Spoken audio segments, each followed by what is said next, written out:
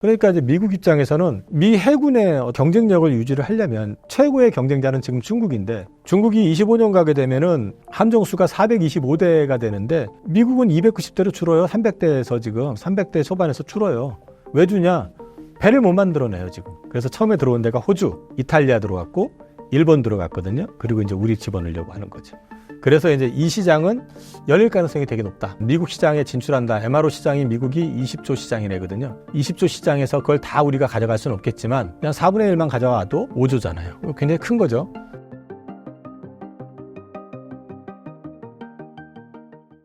(2차) 전지와 반도체 외에 관심 있게 보시는 섹터는 무엇인가요? 제가 이제 포트에 커버하고 있는 게 이제 방산, 바이오, 조선.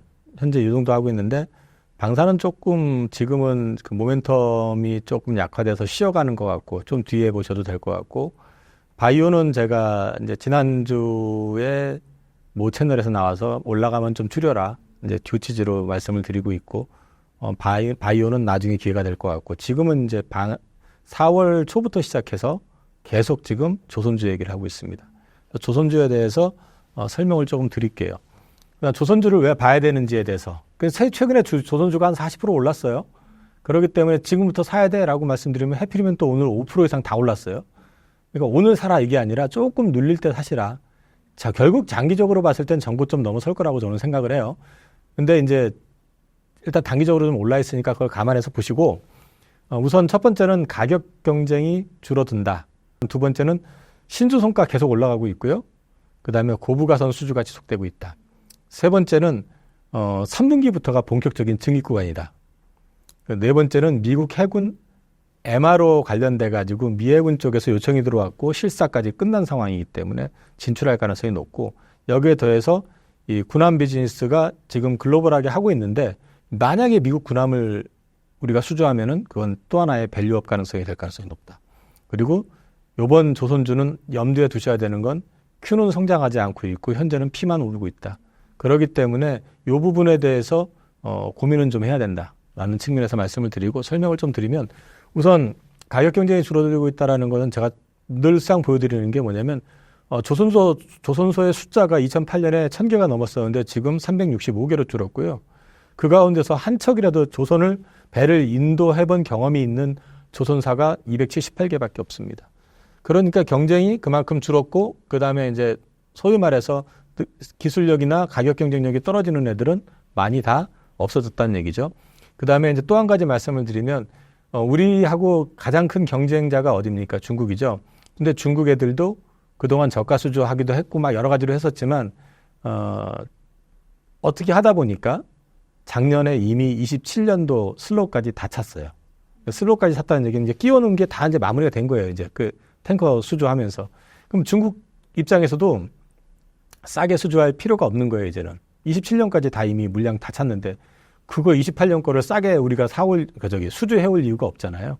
그러니까 이제 가격 경쟁이 되게 좀 완화가 될 거다. 중국도 가격을 높여가면서 이제 수주를 받으려고 할 거라는 거죠. 거기에다 덧붙여가지고 이제 경쟁이 제한된다는 거는 제한된 건조 캐파. 예를 들어서 이게 무슨 얘기냐면은 2008년도 이때 왜 조선업이 전체적으로 폭망했었냐면은 그 앞서서 수주가 엄청나게 폭발적으로 일어나니까 너도 나도 동의된다 싶으니까 우리나라의 조선 3사를 위시해가지고 중국 같은 경우는 막 보조금 줘가면서 엄청나게 많이 조선소를 세웠단 말이에요. 근데 갑자기 그 발주가 뚝 끊어져 버리니까 그때부터 다 망한 거죠.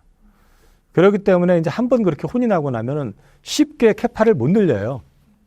지금도 마찬가지거든요. 반도체도 보면, 반도체가 2018년도에 폭증했었을 때 그때 야 이거 빅사이클화 하면서 그때 엄청나게 투자를 했었어요. 그리고 박살난 거거든요. 그러니까 회복이 돼도 지금 투자하겠다는 얘기 안 나오잖아요. 지금 쉽게 못 올리거든요. 지금. 그래서 이제 조선이 그런 이제 캐파 증설도 되게 제한되어 있기 때문에 가격 쉽게 안 떨어진다. 그다음에 신조성가가 지금 계속 올라가고 있는데, 그 신조성가의 한계는 뭐냐면 CPI 기반 조정값으로 하게 되면 아직까지 고점은 아니다. 더 오를 여지가 있다. 그 다음에 조선도 환경 규제, IMO에서 이제 탄소 배출 규제를 하거든요. 그래서 올 9월 달에 이제 구체적으로 글로벌 연료 표준 입법 관련해가지고 이제 협의가 될 것 같은데, 그게 나오게 되면은 그 다음에 기존에 돌아다니는 그 배들이 벙커 씌울 때는 가장 저질의 그 기름을 가지고 운행하는 게 대부분인데 상당수가 거긴데 교체를 해야 되죠, 엔진을 교체하는 게 나은지 배를 바꾸는 게 나은지. 근데 이제 조선 빅사이클이 2004년부터 2008년 요 사이에 있었기 때문에 20년 됐잖아요, 지금. 배를 바꾸는 게 나을 수 있다는 거죠, 지금은. 어차피 엔진 바꿔놓고 2, 3년 쓰고 버릴 거면 배를 바꾸는 게 나아요. 그래서 그런 발주가 꾸준히 이어질 것이다. 라기 때문에 이제 그렇다는 얘기고, 그 다음에 신조선가 아까 말씀드렸잖아요. 계속 오르고 있다. 그 배값이 계속 오른다는 얘기예요. 계속 오르고 있는데 앞으로도 계속 오를 가능성이 높다라는 걸 말씀을 드리는 거고요. 그거는 앞서 말씀드린 캐파 문제 때문에 그런 것도 있고, 그 다음에 이제 본격적인 증익 구간이 3분기부터라고 말씀을 드렸잖아요. 이 표를 보시면요. 24년 1분기 보세요. 1분기 흑자선 비중을 한번 보시면 전체에서 63%입니다. 배를 건조하는데 절반 조금 더 되는 것만 이익이 나는 배를 건조하고 나머지는 이익이 안 나는 배를 건조하고 있다. 그러면 처음에 수주할 때부터 마이너스였냐? 그게 아니고 처음에 수주하고 나서 이게 배를 수주하고 계약할 때하고 배를 만들기 시작할 때하고 텀이 한 2년 이상 텀이 있잖아요. 이 기간 동안에 어떤 일이 생기냐면 원자재 가격이 오를 수 있어요. 그 다음에 또 우리나라 같은 경우 환율 문제가 있을 수 있죠. 환율이 급등하거나 급락하거나. 이런 변수들이 있다 보니까 이게 호황이 아닐 때는 마진을 크게 못 붙이잖아요. 어차피 수주할 때 우리 5%만 남고 우리가 만들어줄게 하는데 이쪽에서는 너 5% 불렀어, 난 4% 뭐 이런 식이 되잖아요. 그죠? 그러니까 불황기 때는 서로 만들어주겠다는 애들이 가격을 낮출 수밖에 없는데 이게 호황이 될 경우엔 거꾸로 캐파가 한계가 있다 보니까 여기서 막 이제 서로 우리 거 좀 만들어줘 이러는데 잠깐만 기다려봐. 얘는 10%, 얘는 얼마에 우리가 할 수 있는데 넌 얼마에 줘? 이런 식이 되는 거거든요. 그러니까 거꾸로 전 애들이 발주를 내는 애들이 가격을 올려가는 거죠. 올릴 수밖에 없는 그런 구조가 되는 거죠. 그러다 보니까 지금 이제 1분기 때 63%인데 2분기를 보시면 83%로 늘어요.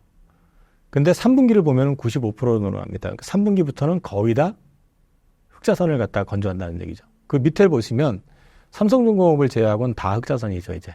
그래서 3분기부터 본격적인 증익 구간이기 때문에 이익 개선폭이 확연히 늘어난다. MRO 관련해 가지고는 우리나라가 요청한 게 아니고요. 미 해군이 요청한 거고요. 그 이유는 여기 기사 붙여놨는데 약한 조선 경쟁력에 골치 아프다. 이게 무슨 얘기냐면 미국이 조선업에 있어서 글로벌에서 차지하는 마켓 시어가 1%입니다. 근데 그 1%가 문제가 뭐냐면 미국은 상선이나 이런 걸 만드는 게 아니라 군함, 잠수함 이런 걸 만들잖아요. 그걸 만드는 것도 버거운데 돌아다니는 배, 군함, 잠수함 이거 돌아다니는 운영하고 있는 게 척수가 많잖아요. 유지보수를 해야 되잖아요. 근데 이 유지보수를 해야 되는데요. 보면은 이 도크가 정해져 있잖아요. 배를 대는 데가. 그러니까 예를 들어서 배를 만들고 있으면 우리 거 좀 고쳐줘 그러면 기다려 이거 만들 때까지 이런 식이 돼버린단 말이에요. 그러니까 이게 유지보수가 잘 안 돼요. 새로운 배를 만들려고 해도 이게 속도를 안 내잖아요. 근데 우리나라 사람들의 강점, 우리나라 기업의 강점은 뭐냐면 일의 순서, 그 다음에 급하고 조금 뒤로 해야 될 거 이런 걸 조정을 할 줄 알잖아요. 그죠? 그런 능력인데다 이 능력에다가 또 기술력 갖고 있지. 그리고 군함하고 잠수함도 만들어보고 실제로 3,000톤급 잠수함을 글로벌하게 해서 만들어낼 수 있는 회사가 몇 개 안 되거든요. 우리가 다 할 수 있거든요. 그러니까 이제 미국 입장에서는 미 해군의 어떤 경쟁력을 유지를 하려면 최고의 경쟁자는 지금 중국인데 이 그림을 보시면 중국이 25년 가게 되면은 함정 수가 425대가 되는데 미국은 290대로 줄어요. 300대에서 지금 300대 초반에서 줄어요. 왜 주냐? 배를 못 만들어내요, 지금. 그러니까 얘네들이 이거 우리 배를 계속 만들어내려고 그러면 자기네들 노하우를 갖다가 한국 조선소에 주면서 이렇게 만들어줘는 못하잖아요. 그러니까 만드는 건 지네가 하고 유지보수는 동맹국들한테 주려고 하는 거예요. 그래서 처음에 들어온 데가 호주, 이탈리아 들어갔고 일본 들어갔거든요. 그리고 이제 우리 집어넣으려고 하는 거죠. 그래서 이제 이 시장은 열릴 가능성이 되게 높다.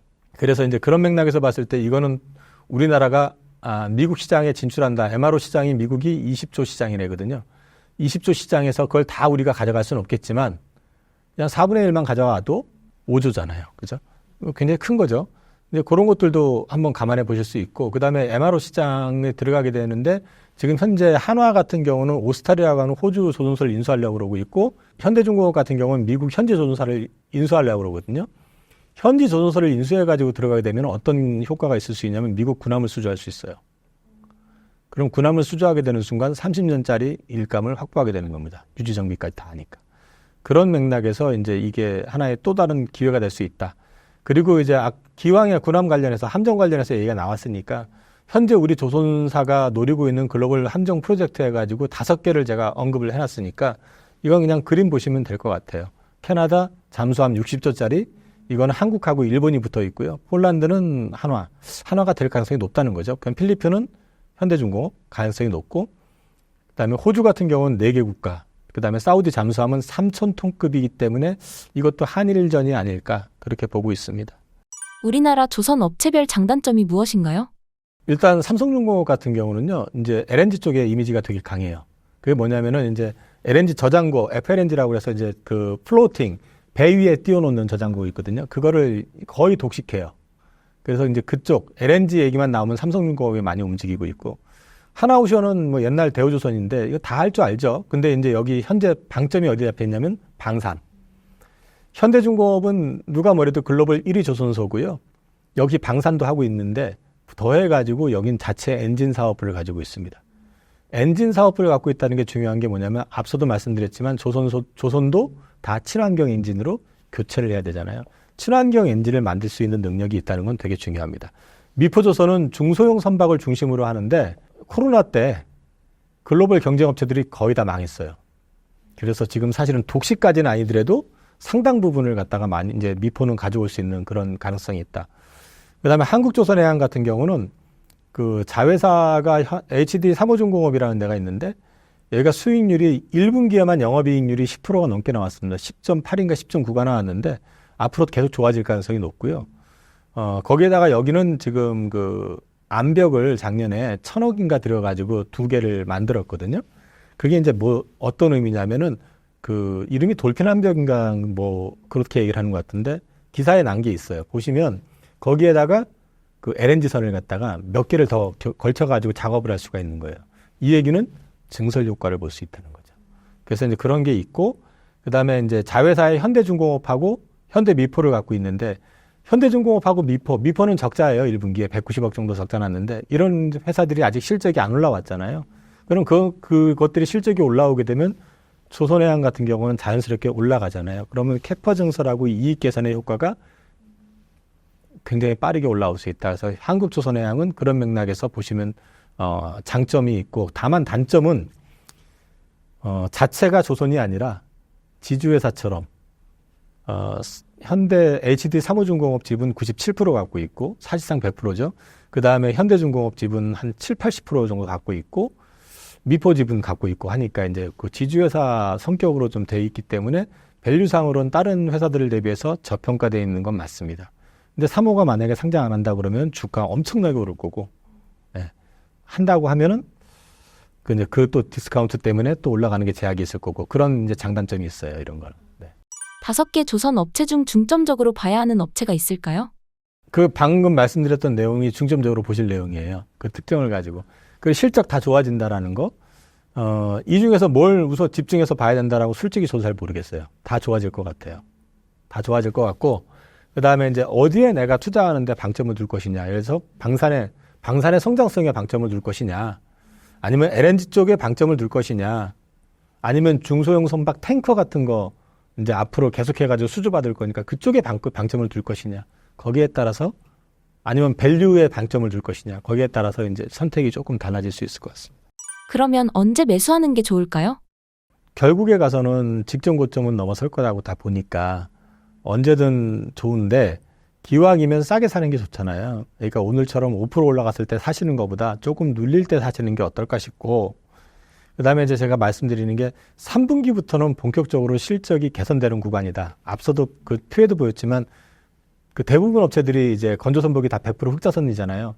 그럼 끝 아니야? 이게 아닌 게 뭐냐면 흑자 선박의 비중인 거지 흑자도 이익률의 폭이 다르잖아요. 그러니까 비싸게 수주한 것들, 고가 선박 계속 지금 그 신주성가 올라가니까 비싸게 수주한 것들을 매출로 반영하기 시작하면 이익은 계속 올라가는 그림이 나올 거 아니에요. 그래서 이제 3분기부터 본격적인 실적 개선 구간이라는 걸 염두에 두시고 2분기에 조금 싸지면 담아보시는 전략. 그 다음에 MRO 사업 진출, 이것도 이제 큰 변수인데 오늘 이것도 이제 기사가 나오니까 현대중공업하고 하나오션 이게 급하게 많이 올랐는데 이거는 우리의 희망이 아니라 미국의 희망에서 출발한 거다. 그래서 난 될 가능성이 되게 높다. 그렇게 보고 있는 거고요. 이거는 밸류업에 분명히 요인이 된다. 일본 분위기를 보면은 일본도 요즘 수주가 많고 많은데 전체적인 분위기는 조선에서 중공업 업체들이 조선을 확장하는 쪽보다는 철수하려고 하는 움직임들이 조금 보이고 있다. 그래서 결국 한중전이 될 가능성이 높고 그렇게 되면 지금 디커플링, 디리스킹 뭐 말이 많지만 현재 미국의 어떤 스탠스로 봤을 때 미 해군의 역량을 키우기 위해서 지금 동맹국을 찾고 있는 판에 중국에다가 오파를 주거나 뭐 중국 조선소가 잘 되게 하기 위해서 LNG를 그쪽으로 주거나 할 가능성은 거의 없다고 봐도 되지 않을까. 그러면 우리한테 기회가 좀 있지 않을까. 그렇게 보고 있고요. 다만 이제 앞서 이제 말씀드렸지만 Q는 크게 안 된다. 그러니까 캐파 증설은 크게 못할 거고 이제 P가 올라가는 정상화의 과정이기 때문에 이게 보통 빅사이클이라고 하는 거는 투자를 많이 늘리면서 이게 투자를 늘리는데도 가격이 계속 올라가면서 이제 올라가는 건데 이 투자는 좀 제한되면서 이게 올라가는 거기 때문에 이게 그냥 뭐 옛날 2008년 이때처럼 막 난리가 나는 그런 그림은 아닐 것 같고요. 이제 올라가는 폭은 좀 제한적일 수도 있다. 근데 지금 구간에서는 아직은 오를 여력이 많다. 이제 그렇게 말씀을 좀 드리고 싶고 이제 여기에 덧붙여가지고 오늘 보면 기자재 쪽이 많이 올랐어요, 사실은. 근데 이제 지난주부터 좀 올랐는데 주가 수익률 측면에서는 대형주도 좋긴 하지만 기자재 쪽에 있는 중소형주 쪽에서 정말 잘 고르면 그게 수익은 더 크게 나올 수도 있다. 네, 그렇게 말씀드릴 것 같아요. 신사임당 시청자분들을 위한 한마디 부탁드릴게요. 저는 뭐 2분기 조정 기간 이용해서 주식 좀 늘리자는 입장이고 3분기 좋아질 거라고 여전히 생각을 하고 있기 때문에 거기에 맞춰서 대응을 하고 있는데요. 이럴 때 뭐가 됐든지 간에 공부를 좀 계속 하시는 말씀을 계속 드리는 게 내가 알고 투자하고 모르고 투자하고의 차이는 굉장히 큽니다. 모르고 투자를 해놓고 나서 주가가 빠져버리면 답이 없는 거잖아요. 진짜로 그때는. 그러니까 답답하니까 이제 자꾸 누가 뭐라고 하는지 보게 되고 또 기분 나쁘니까 댓글에 악플 달기도 하고. 근데 그게 본인 투자에 어떤 도움이 되냐는 거죠. 그러니까 실제로 투자는 돈을 벌기 위해서 투자를 하는 거기 때문에 돈을 벌기 위해서는 내가 거기에 따르는 노력이라는 게 반드시 수반이 돼야 된다는 거거든요. 지금은 사실 어떻게 보면 주식 하는 분들 입장에서는 공부하기 좋은 시점일 수도 있어요. 물론 저도 스트레스 되게 많이 받고요. 저도 지난 주말에 병원 갔더니 한의원 갔더니 스트레스 되게 많이 받고 있다라고 얘기를 하더라고요. 저도 스트레스 되게 많아요. 근데 그럼에도 불구하고 주말에 계속해가지고 이런 PPT 자료 만들고 그러면서 공부하고 또 뭐 유튜브 자료도 보지만 저는 리포트를 좀 많이 보는 편이기 때문에 리포트 봐가면서 전체적인 업황 그다음에 종목에 대한 거 계속해서 서칭하고 있거든요. 뭐 저만큼 하시라는 게 아니라 본인 투자한 영역에 대해서는 그래도 어느 정도 하고 계셔야지 좀 안 흔들리고 가져가실 수 있다. 그게 진짜 거기서 그렇게 해서 수익을 내셔야지만이 진짜 자기 수익이 되는 거거든요. 얼떨결에 낱말 듣고 대박이 한번 나고 나서 그 다음번에 또 항상 그 기업 가지고 투자하셔가지고 잘 되신 분들 저는 제 주변에서 이렇게 많이 보진 못했던 것 같아요. 그래서 힘들지만 힘내시고 열심히 공부하시라는 말씀 드리겠습니다.